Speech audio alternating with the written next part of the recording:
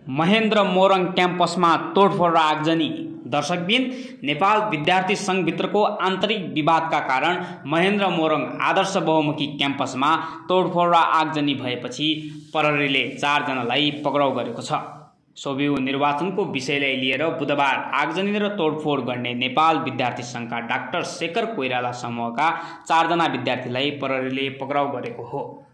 पक्राउ पर्नेमा मोरङ लेटाङ नगरपालिका 2 घर भई विराटनगर बस्दै आएका नेविसङ्घ केन्द्रीय सदस्य 26 वर्षीय योगराज दाहाल, विराटनगर महानगरपालिका 4 का 20 वर्षीय आयुष दाहाल, बुढीगङ्गा नगरपालिका 2 का 30 वर्षीय नेविसङ्घ मोरङ सचिव गुडु शाह र बुढीगङ्गा गाउँपालिका 2 की 26 वर्षीय नेविसङ्घ केन्द्रीय सदस्य पूजा विश्वास छन्।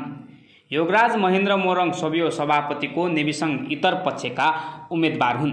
योगराजसँगै आगजनीमा सहभागी भएका अन्य 3 जना पनि इतर पक्षकै विद्यार्थी हुन्।